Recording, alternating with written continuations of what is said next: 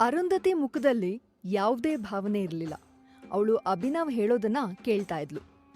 ರಾಜ್ಕುಮಾರ ಅಭಿನವ್ ಭರತ್ ಕಡೆ ನೋಡ್ತಾ, ಆರೋಹಿಗೆ ಗಾಂಧಾರ ಸಾಮ್ರಾಜ್ಯದ ಜೊತೆ ಒಳ್ಳೆ ಸಂಬಂಧ ಇದೆ, ಆರೋಹಿ ತುಂಬಾ ಒಳ್ಳೆ ವೈದ್ಯೆ ಅಂತ ಅಭಿಮಾನದಿಂದ ಆರೋಹಿ ಬಗ್ಗೆ ಹೇಳ್ತಿದ್ದ. ಇದೇನಿದು, ಇವನಿಗೆ ನಿನ್ ಜೊತೆ ನಿಶ್ಚಿತಾರ್ಥ ಆಗಿದೆ, ಆದ್ರೂ ಇವನು ಇನ್ಯಾರೋ ಹುಡುಗಿನ ಹೊಗಳ್ತಾ ಇದ್ದಾನೆ, ನಾನ್ ಹೇಳಲಿಲ್ವಾ ಇವನು ಸರಿಯಿಲ್ಲ ಅಂತ ಅರುಂಧತಿಗೆ ಮಿಂಚು ಹೇಳ್ತು. ಗಾಂಧಾರ ಸಾಮ್ರಾಜ್ಯವು ವೈದ್ಯಕೀಯ ವಿಷಯದಲ್ಲಿ ಶಸ್ತ್ರಚಿಕಿತ್ಸೆಲಿ ತುಂಬಾನೇ ಹೆಸರು ಮಾಡಿದವರು. ನಾನ್ ಆರೋಹಿನ ಇಲ್ಲಿ ಕರ್ಕೊಂಬರೋಕೆ ತುಂಬಾ ಪ್ರಯತ್ನ ಪಟ್ಟಿದ್ದೀನಿ. ಅರುಂಧತಿಗೆ ಇನ್ನೂ ಸಾಲಭಂಜಿಕ ಶಕ್ತಿ ಕೂಡ ಸಿಕ್ಕಿಲ್ಲ. ನಿಮ್ಗೆ ಗೊತ್ತು, ರಾಜಮಂತನಕ್ಕೆ ಸೊಸೆಯಾಗೋ ಹುಡುಗಿಗೆ ಇನ್ನೂ ಸಾಲಭಂಜಿಕ ಶಕ್ತಿ ಸಿಕ್ಕಿಲ್ಲ ಅಂದ್ರೆ ರಾಜ್ಯದ ಜನರೆಲ್ಲ ಹೇಗೆಲ್ಲ ಮಾತಾಡ್ತಾರೆ ಅಂತ. ನಾವಿಬ್ರು ಮದ್ವೆ ಆಗದೆ ಇದ್ರೆ ಏನಾಯ್ತು? ಒಳ್ಳೆ ಸ್ನೇಹಿತನಾಗಿ ಹೇಳ್ತಿದ್ದೀನಿ, ಆರೋಹಿ ಹತ್ರ ನೀನ್ ಚಿಕಿತ್ಸೆ ತಗೊಂಡ್ರೆ ತುಂಬಾ ಬೇಗ ಗುಣ ಆಗ್ತೀಯಾ ಅಂತ ಅಭಿನವ್ ಅರುಂಧತಿಗೆ ಹೇಳ್ದ. ಅಭಿನವ್ ಹೇಳಿದ ಮಾತು ಕೇಳಿ ಭರತ ಸೂರ್ಯವಂಶಿ ಮುಖ ಕಪ್ಪಾಗೋಯ್ತು. ಮೊದ್ಲಾದ್ರೆ ಅಭಿನವ್ ಸುಧಾಂಶು ಭಯಕ್ಕೆ ಅರುಂಧತಿ ಜೊತೆ ನಿಶ್ಚಿತಾರ್ಥ ಮಾಡ್ಕೊಂಡಿದ್ದ. ಆದ್ರೆ ಈಗ ಅವನಿಗ್ ಯಾವ್ದೇ ಭಯ ಇರ್ಲಿಲ್ಲ. ಹಾಗಾಗಿ ನಿರಾತಂಕವಾಗಿ ಅರುಂಧತಿ ಜೊತೆ ಮಾಡ್ಕೊಂಡ್ ನಿಶ್ಚಿತಾರ್ಥ ಮುರ್ಕೊಳ್ಳೋಕೆ ತಯಾರಾಗಿದ್ದ. ಈಗೇನು ಆಗಿರೋ ನಿಶ್ಚಿತಾರ್ಥನ ಮುರ್ಕೋತಿದ್ದೀರಾ ಅಂತ ಭರತ ಸೂರ್ಯವಂಶಿ ಕೋಪದಲ್ಲಿ ಕೇಳ್ದ. ನಂಗ್ ಯಾವತ್ತೂ ಅರುಂಧತಿ ಮೇಲೆ ಪ್ರೀತಿ ಹುಟ್ಟಿಲ್ಲ, ಅವಳಿಗ್ ನನ್ ಮೇಲೆ ಪ್ರೀತಿ ಇತ್ತು ಅಷ್ಟೇ. ಇಬ್ರು ಒಬ್ರಿಗೊಬ್ರು ಭೇಟಿಯಾಗಿ ಸುತ್ತಾಡಿ ಜೊತೆಗಿರೋದ್ರಿಂದ ನಾವಿಬ್ರು ಒಬ್ರಿಗೊಬ್ರು ಹತ್ರ ಆಗ್ಬೋದು, ನನ್ಗೂ ಅವಳ ಮೇಲೆ ಪ್ರೀತಿ ಹುಟ್ಬೋದು ಅನ್ಕೊಂಡಿದ್ದೆ. ಆದ್ರೆ ಹಾಗಾಗ್ಲಿಲ್ಲ. ನಾನು ಮತ್ತೆ ಅರುಂಧತಿ ಒಬ್ರಿಗೊಬ್ರಿಗಾಗಿ ಹುಟ್ಟಿಲ್ಲ. ನಮ್ಮಿಬ್ರಿಗೂ ಯಾವ್ದೇ ತರದ್ ಹೊಂದಾಣಿಕೆ ಆಗದೇ ಇಲ್ಲ. ಅದಲ್ದೆ ಅರುಂಧತಿಗೆ ಇನ್ನೂ ಸಾಲಭಂಜಿಕ ಶಕ್ತಿ ಕೂಡ ಸಿಕ್ಕಿಲ್ಲ. ಈ ಕೆಲ್ಸಕ್ ಬರ್ದೇ ಇರೋ ನಿಷ್ಪ್ರಯೋಜಕ ಹುಡ್ಗಿನ ನಾನ್ಯಾಕ್ ಮದ್ವೆ ಆಗ್ಲಿ? ನಾನು ಗಾಂಧಾರ ಸಾಮ್ರಾಜ್ಯದ ರಾಜ್ಕುಮಾರ್ನಾಗಿ ಇಂಥವಳನ್ನ ಮದ್ವೆ ಆದ್ರೆ ಜನರೆಲ್ಲ ತಮಾಷೆಯಾಗಿ ನೋಡ್ತಾರೆ ಅಂತ ಹೇಳ್ದ ಅಭಿನವ್ಗೆ ಅರುಂಧತಿ ಮೇಲೆ ಯಾವುದೇ ರೀತಿ ಭಾವನೆ ಇರಲಿಲ್ಲ. ಅಭಿನವ್ ಮಾತ್ ಕೇಳಿ ಭರತಂಗೆ ತುಂಬಾ ಬೇಜಾರಾಯ್ತು. ತನ್ನ ಮಗನೇ ಬಂದು ತನ್ನ ಅಣ್ಣನ ಮಗಳನ್ನ ಕೆಲ್ಸಕ್ ಬಾರ್ದೋಳು ಅಂತಿದ್ರೆ ಭರತನ ರಕ್ತ ಕುದೀತಿತ್ತು. ಆದ್ರೆ ಗಾಲಿ ಕುರ್ಚಿ ಮೇಲೆ ಕೂತಿದ್ ಭರತ ಏನೂ ಮಾಡೋ ಸ್ಥಿತಿಲಿರ್ಲಿಲ್ಲ. ಅರುಂಧತಿ ಅಭಿನವ್ನ ತುಂಬಾ ಪ್ರೀತಿಸ್ತಿದ್ಲು ಅನ್ನೋ ವಿಷಯ ಗೊತ್ತಿದ್ದ ಭರತಂಗೆ ಈಗ ಅವಳು ಇದನ್ನೆಲ್ಲ ಹೇಗೆ ಸಹಿಸ್ಕೊತಾಳೆ ಅನ್ನೋದು ಚಿಂತೆ ಆಯ್ತು. ಅರುಂಧತಿ ಮತ್ತೆ ಅಭಿನವ್ ನಿಶ್ಚಿತಾರ್ಥ ಮುರಿದು ಬಿದ್ದಿದ್ ಗೊತ್ತಾಗ್ತಿದ್ದ ಹಾಗೆ ಆರ್ಯನ್ ಮುಖದಲ್ಲಿ ನಗು ಮೂಡ್ತು. ಆದ್ರೂ ಆರ್ಯ ಅದನ್ನ ತೋರಿಸ್ಕೊಳ್ದೆ ಸುಮ್ನಿದ್ದ. ಇಷ್ಟೆಲ್ಲ ಆದ್ರೂ ಅರುಂಧತಿ ಶಾಂತವಾಗೇ ಇದ್ಲು. ಇಲ್ ನಡೀತಿರೋ ಯಾವ ಘಟನೆಗೂ ತನಗೂ ಸಂಬಂಧನೇ ಇಲ್ಲ ಅನ್ನೋ ತರ ಅರುಂಧತಿ ಕೂತಿದ್ಲು. ಮೊದ್ಲಿನ ಅರುಂಧತಿ ಆಗಿದ್ರೆ ಕೂಗಾಡಿ ರಂಪ ಮಾಡ್ಬಿಡ್ತಿದ್ಲು. ಅರುಂಧತಿ ಶಾಂತವಾಗಿರೋದ್ ನೋಡಿ ಎಲ್ರಿಗೂ ಆಶ್ಚರ್ಯ ಆಯ್ತು. ಅರುಂಧತಿ ಅಭಿನವ್ ಆರೋಹಿ ಕಡೆ ನೋಡಿ, ಮತ್ತೇನಾದ್ರೂ ಹೇಳೋದಿದ್ಯಾ ಅಥವಾ ಮುಗಿತಾ ಅಂತ ಶಾಂತವಾಗಿ ಕೇಳಿದ್ಲು. ಅರುಂಧತಿ ಮಾತ್ ಕೇಳಿ ಅಭಿನವ್ಗೆ ಆಶ್ಚರ್ಯ ಆಯ್ತು. ಅರುಂಧತಿ, ನಾವಿಬ್ರು ಮದ್ವೆ ಆಗ್ದಿದ್ರೆ ಏನಾಯ್ತು, ಸ್ನೇಹಿತರಾಗೆ ಮುಂದುವರಿಯೋಣ, ಆರೋಹಿಗೆ ನೀನ್ ಚಿಕಿತ್ಸೆ ಮಾಡೋಕ್ ಬಿಡು ಅಂತ ಅಭಿನವ್ಗೆ ಹೇಳಿ ನಿನ್ ಕಡೆ ನೋಡೋ. ಏನ್ ನಿನ್ ಮಾತಿನ ಅರ್ಥ? ನಂಗೆ ಆಚೆ ಹೋಗು ಅನ್ನೋಷ್ಟು ಧೈರ್ಯ ಬಂತ ನಿಂಗೆ ಅಂತ ಧ್ವನಿ ಏರ್ಸಿ ಕೇಳ್ದ. ಅವಳ ಮಾತಿನ ಅರ್ಥ ಈ ವಿಷಯದಲ್ಲಿ ಅವಳಿಗೆ ಯಾವುದೇ ಉತ್ಸಾಹ ಇಲ್ಲ, ನೀವಿನ್ನು ಹೊರಡಿ ಅಂತ ಆರ್ಯ ಬಾಗ್ಲ ಕಡೆ ಕೈ ಮಾಡಿ ತೋರಿಸ್ದ. ಹಾಗೆ ಮುಗುಳ್ನಕ್ಕೂ ಅರುಂಧತಿನ ಓರೆ ಕಣ್ಣಲ್ಲಿ ನೋಡ್ದ ಆರ್ಯ. ಅವನ್ ನೋಟ ಅರುಂಧತಿಗೆ ಒಂಥರ ಮುಜುಗರ ಉಂಟು ಮಾಡ್ತು. ಅಭಿನವ್ಗಂತೂ ಆರ್ಯನ್ ಮಾತ್ ಕೇಳಿ ಪಿತ್ತ ನೆತ್ತಿಗೇರ್ತು. ಆಗ ಆರೋಹಿ, ಅರುಂಧತಿ, ಮನುಷ್ಯ ಅಂದ್ಮೇಲೆ ಒಂದಲ್ಲ ಒಂದಿನ ಈ ಜಗತ್ತನ್ನ ಬಿಟ್ಟು ಹೋಗ್ಲೇಬೇಕು. ಕೆಲವೊಂದ್ ವಿಷಯನ ಬಲವಂತದಿಂದ ತಿಳ್ಕೊಳಕ್ಕಾಗಲ್ಲ. ನೀನ್ ಅಭಿನವ್ನ ಮರ್ತ್ಬಿಡು. ನಿನ್ನೀ ಸ್ಥಿತಿಲಿ ನಾನ್ ಹೀಗ್ ಹೇಳೋದು ಸರಿಯಲ್ಲ, ಆದ್ರೆ ಇದು ವಾಸ್ತವ. ನೀನ್ ಎಷ್ಟ್ ಬೇಗ ಅರ್ಥ ಮಾಡ್ಕೊಳ್ತೀಯೋ ಅಷ್ಟೂ ಒಳ್ಳೇದು ಅಂತ ಅರುಂಧತಿಗೆ ಹೇಳಿದ್ಲು. ಇವಳ್ಯಾರು, ಸೊಕ್ಕಿನ ಹುಡ್ಗಿ, ನಿಂಗೆ ದಬಾಯಿಸ್ತಿದ್ದಾಳೆ ಅಂತ ಮಿಂಚು ಅರುಂಧತಿಗೆ ಕೋಪದಲ್ಲಿ ಹೇಳ್ತು. ಆಗ ಅರುಂಧತಿ, ಯಾರ್ಯಾರ್ ಜಾಗ ಎಲ್ಲೆಲ್ಲಿ ಅಂತ ಆದಷ್ಟು ಬೇಗ ತಿಳ್ಕೊಂಡ್ರೆ ಒಳ್ಳೇದು ಅಂತ ಹೇಳ್ತಾ ಆರ್ಯನ್ ಮುಖ ನೋಡಿ, ನಂಗ್ ಸುಸ್ತಾಗ್ತಿದೆ ಅಂತ ಹೇಳಿದ್ಲು. ಅರುಂಧತಿ ಮಾತ್ ಕೇಳಿ ಆರೋಹಿಗೆ ಶಾಕ್ ಆಯ್ತು. ಇವಳು ನನಗೆ ಇಂಡೈರೆಕ್ಟ್ ಆಗಿ ನೀನ್ ಯಾರಿದ್ನೆಲ್ಲ ನಂಗೆ ಹೇಳೋದಕ್ಕೆ ಅಂತ ಹೇಳ್ತಿದ್ದಾಳೆ ಅಂತ ಅನ್ಸ್ತು ಆರೋಹಿಗೆ. ಆರ್ಯ ತನ್ನ ಬಲಿಷ್ಠವಾದ ಕೈಗಳಿಂದ ಅರುಂಧತಿನ ಹೂವಿನ ತರ ಎತ್ಕೊಂಡು ಅಲ್ಲಿಂದ ಹೊರಟ. ಆ ದೃಶ್ಯ ನೋಡಿ ಅಭಿನವ್ ಕೋಪ ಮತ್ತೂ ಜಾಸ್ತಿ ಆಯ್ತು. ಆರೋಹಿ ಕೂಡ ಕೋಪದಲ್ಲಿ ಅಲ್ಲಿಂದ ಎದ್ದು ಹೊರಟೋದ್ಲು. ಭರತ ಸೂರ್ಯವಂಶಿಗೆ ಈ ಘಟನೆಯಿಂದ ತುಂಬಾ ಬೇಜಾರಾಯ್ತು. ಅಭಿನವ್ ಗಾಂಧಾರ ಸಾಮ್ರಾಜ್ಯದ ರಾಜ್ಕುಮಾರ ಆಗಿಲ್ದೇ ಇದ್ರೆ ಇಷ್ಟೊತ್ತಿಗೆ ಭರತ ತನ್ನ ಸೈನಿಕರಿಗೆ ಹೇಳಿ ಅವನನ್ನ ಸೂರ್ಯವಂಶಿ ಭವನದಿಂದ ಕತ್ ಹಿಡಿದು ಆಚೆ ಹಾಕ್ತಿದ್ದ. ಆರ್ಯ ತನ್ನನ್ನು ಎತ್ಕೊಂಡಿದ್ದು ಅರುಂಧತಿಗೆ ಒಂಥರ ಅನ್ಕಂಫರ್ಟಬಲ್ ಆಗ್ತಿತ್ತು.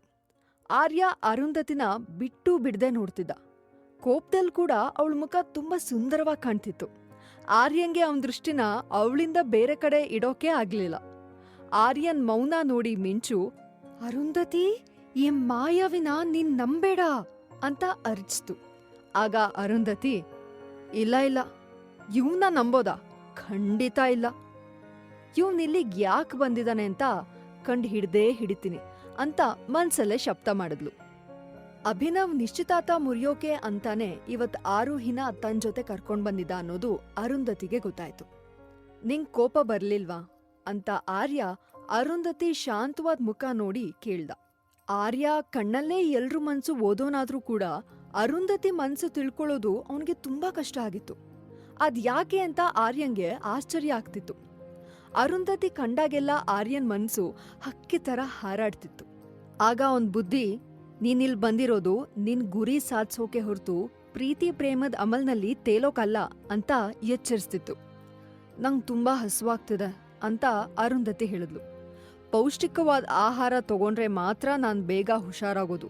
ಆಗ ಈ ಸ್ಟುಪಿಡ್ ಡಾಕ್ಟರ್ಸ್ನ ಸಹಿಸ್ಕೊಳ್ಳೋ ಕೆಲ್ಸ ಇರಲ್ಲ ಅಂತ ಅರುಂಧತಿ ಮನ್ಸಲ್ಲೇ ಬೈಕೊಂಡ್ಲು. ಆರ್ಯ ಅವಳನ್ನ ರೂಮ್ಗೆ ಕರ್ಕೊಂಡ್ ಬಂದು ಮಂಚದ ಮೇಲೆ ಹುಷಾರಾಗಿ ಕೂರಿಸ್ದ. ಅಷ್ಟೊತ್ತಿಗೆ ಅಡ್ಗೆಯವರು ಅರುಂಧತಿಗೆ ಊಟ ತಗೊಂಡ್ ಬಂದ್ರು. ಗಡ್ಬಿಡಿಲಿ ಅರುಂಧತಿ ಬೇಗ ಬೇಗ ತಿನ್ನೋಕೆ ಶುರು ಮಾಡಿದ್ಲು. ಗಬಗಬ ಅಂತ ಚಿಕ್ಕ ಮಕ್ಳ ತರ ತಿಂತಿದ್ ಅರುಂಧತಿ ಆರ್ಯನ್ ಕಣ್ಗೆ ತುಂಬಾ ಮುದ್ದಾಗ್ ಕಂಡ್ಲು. ಈ ಕಡೆ ಸೂರ್ಯವಂಶಿ ಭವನದಿಂದ ಆಚೆ ಬಂದ್ ಆರೋಹಿ ಮುಖ ಕೋಪದಿಂದ ಕೆಂಪಾಗಿತ್ತು. ಅವಳ ಹಿಂದೆನೆ ಅಭಿನವ್ ಕೂಡ ಓಡ್ಕೋತಾ ಬಂದ. ನಿನ್ ಮಾತ್ ಕೇಳ್ಕೊಂಡ್ ನಾನಿಲ್ಲಿಗ್ ಬಂದಿದ್ದು. ನಾನ್ ಯಾರು? ಗಾಂಧಾರ ಸಾಮ್ರಾಜ್ಯದ ಪ್ರಸಿದ್ಧ ವೈದ್ಯ ಜಗನ್ನಾಥ ಪಂಡಿತರ ಶಿಷ್ಯೆ. ಜಗನ್ನಾಥ ಪಂಡಿತನ ಎಲ್ರೂ ಧನ್ವಂತರಿ ಪ್ರತೀಕ ಅಂತ ಕರೀತಾರೆ. ಅಂತವ್ರ ಶಿಷ್ಯಾದ್ ನನ್ನ ಹತ್ರ ಚಿಕಿತ್ಸೆ ತಗೊಳ್ಳೋದಕ್ಕೆ ಜನ ಸಾಲಲ್ಲಿ ನಿಂತ್ಕೋತಾರೆ. ಅಂಥದ್ರಲ್ಲಿ ಆ ಕೆಲ್ಸಕ್ ಬಾರ್ದೇ ಇರೋಳು ನನ್ನ ಅವಮಾನ ಮಾಡಿದ್ಲು. ನಂಗ್ ಯಾವತ್ತೂ ಯಾರೂ ಈ ತರ ಅವಮಾನ ಮಾಡಿರ್ಲಿಲ್ಲ. ನೀನು ಗಾಂಧಾರ ರಾಜ್ಯದ ರಾಜ್ಕುಮಾರ್ನಾಗಿ ಈ ಅವಮಾನನ ಹೇಗ್ ಸಹಿಸ್ಕೋತಾ ಇದ್ಯಾ ಅಂತ ಕೋಪದಲ್ಲಿ ಕೂಗುದ್ಲು ಆರೋಹಿ. ದಯವಿಟ್ಟು ನೀನ್ ಬೇಜಾರ್ ಮಾಡ್ಕೋಬೇಡ ಆರೋಹಿ. ನಿಂಗಾದ ಅವಮಾನಕ್ಕೆ ನಾನ್ ಸೇಡ್ ತೀರಿಸ್ಕೋತೀನಿ ಅಂತ ಆರೋಹಿಗೆ ಮಾತ್ ಕೊಟ್ಟ ಅಭಿನವ್. ಅಭಿನವ್ ಮಾತ್ ಕೇಳಿ ಆರೋಹಿಗೆ ಸ್ವಲ್ಪ ಸಮಾಧಾನ ಆಯ್ತು. ನೀನ್ ಕೊಟ್ಟಿರೋ ಮಾತ್ನ ಮುರಿಬೇಡ ಅಂತ ಹೇಳಿ ಅಭಿನವ್ನ ತಬ್ಕೊಂಡ್ಲು ಆರೋಹಿ. ಅವಳ ಮನ್ಸು ಸರಿ ಹೋಗ್ಲಿ ಅಂತ ಅಭಿನವ್ ಕೆಲವು ಸೈನಿಕರ ಜೊತೆ ಕುದುರೆಗಾಡಿಲಿ ಅವಳನ್ನ ಊರ್ ಹೊರಗಿರೋ ಗುಡ್ಡಕ್ಕೆ ಸೂರ್ಯಾಸ್ತ ನೋಡೋಕೆ ಕರ್ಕೊಂಡ್ ಹೋದ. ಅಲ್ಲಿನ ಸೂರ್ಯಾಸ್ತ ನೋಡಿ ಆರೋಹಿಗೆ ಖುಷಿಯಾಗಿದ್ ಕಂಡು ಅಭಿನವ್ಗೂ ಸಮಾಧಾನ ಆಯ್ತು. ಅವರಿಬ್ರು ಅಲ್ಲಿಂದ ಹೊರಡಬೇಕು ಅಂತ ಗಾಡಿ ಹತ್ತಿದ್ರು. ದಾರಿ ಮಧ್ಯದಲ್ಲಿ ಇದ್ದಕ್ಕಿದ್ದ ಹಾಗೆ ಗಾಡಿ ನಿಂತು ಹೋಯ್ತು. ಏನಾಯ್ತು ಅಂತ ಅಭಿನವ್ ಕೆಳಗಿಳ್ದು ನೋಡ್ಬೇಕಾದ್ರೆ ಸ್ವಲ್ಪ ದೂರದಲ್ಲಿ ಯಾರೋ ನಿಂತಿರೋ ಹಾಗೆ ಕಾಣಿಸ್ತು. ಆಗ ಅಭಿನವ್, ಯಾರದು ಅಂತ ಕೇಳ್ದ. ಆದ್ರೆ ಆ ವ್ಯಕ್ತಿ ಕಣ್ಗಳಷ್ಟೇ ಕಾಣೋ ತರ ಮುಖಕ್ಕೆ ಬಟ್ಟೆ ಸುತ್ಕೊಂಡಿದ್ದ. ಹಾಗಾಗಿ ಅಲ್ಲಿ ನಿಂತ್ಕೊಂಡಿರೋ ವ್ಯಕ್ತಿ ಯಾರು ಅಂತ ಅಭಿನವ್ಗೆ ಗೊತ್ತಾಗ್ಲಿಲ್ಲ. ಅಷ್ಟ್ರಲ್ಲಿ ಅಭಿನವ್ನ ಸೈನಿಕರೆಲ್ಲ ಆ ವ್ಯಕ್ತಿ ಸುತ್ತಮುತ್ತ ಸುತ್ಕೊಂಡ್ರು. ಕೂಡ್ಲೇ ಆ ವ್ಯಕ್ತಿ ತನ್ನ ಕೈ ಎರಡೂ ಬೆರಳನ್ನ ಸೇರಿಸಿ ಮುದ್ರೆ ತರ ಮಾಡ್ದ. ಅವನ್ ಹಾಗ್ ಮಾಡ್ತಿದ್ದ ಹಾಗೆ ಸೈನಿಕರೆಲ್ಲ ತಮ್ಮಲ್ಲೇ ಹೊಡೆದಾಡ್ಕೊಂಡು ಕತ್ತಿಯಿಂದ ಇರ್ಕೊಂಡು ಸತ್ರು. ಅಭಿನವ್ಗೆ ಇದನ್ನೆಲ್ಲ ನೋಡಿ ಭಯ ಆಗೋಕ್ ಶುರುವಾಯ್ತು. ಅಷ್ಟ್ರಲ್ಲಿ ಆರೋಹಿ ಗಾಡಿಯಿಂದ ಕೆಳಗಿಳ್ದು ಬಂದು ಅಲ್ಲಿನ ದೃಶ್ಯ ನೋಡಿ ಭಯದಿಂದ ಕಾಪಾಡಿ ಅಂತ ಜೋರ ಕಿರ್ಚ್ಕೊಂಡ್ಲು. ಅಭಿನವ್ಗೆ ಆ ವ್ಯಕ್ತಿಯ ಮುಖ ಕವರ್ ಆಗಿದ್ರಿಂದ ಅವನ ನೀಲಿ ಕಣ್ಗಳು ಮಾತ್ರ ಕಾಣಿಸ್ತು.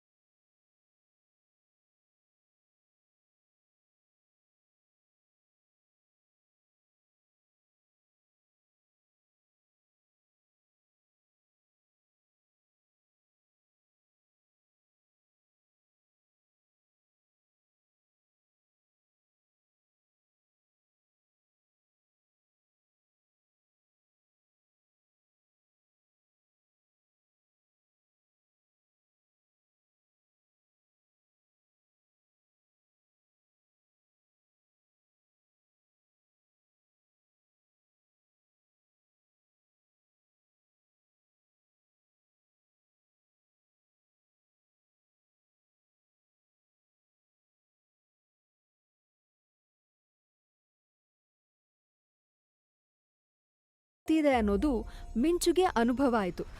ಅರುಂಧತಿ, ನಿಂಗ್ ನಿಜವಾಗ್ಲೂ ಸಾಲಭಂಜಿಕ ಶಕ್ತಿ ಸಿಕ್ಕಿಲ್ಲ ಅನ್ಸ್ತಾ ಇದ್ಯಾ? ನಾನ್ ನಿನ್ ಬೆರಳು ಮುಟ್ದಾಗ ಯಾವ್ದೋ ಶಕ್ತಿ ಇರೋ ತರ ಫೀಲ್ ಆಯ್ತು ನಂಗೆ ಅಂತು ಮಿಂಚು. ಅರುಂಧತಿ ಬೇಜಾರ್ನಿಂದ ತನ್ನ ಕಿರು ಬೆರಳನ್ನ ಸವರಿದ್ಲು.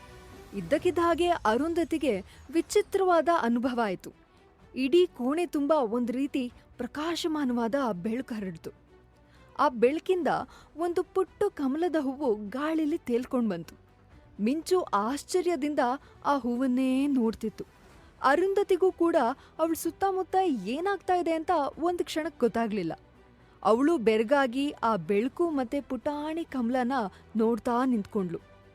ಇದೇನಿದು, ಇಷ್ಟೊಂದ್ ಬೆಳಕಿನ ಮಧ್ಯ ಕಮಲದ ಹೂವು ತೇಲ್ತಾ ಇದೆ, ಇದೇನಿರಬಹುದು ಅಂತ ಆಶ್ಚರ್ಯದಿಂದ ಅರುಂಧತಿ ಆ ಹೂವಿನ ಹತ್ರ ಹೋದ್ಲು.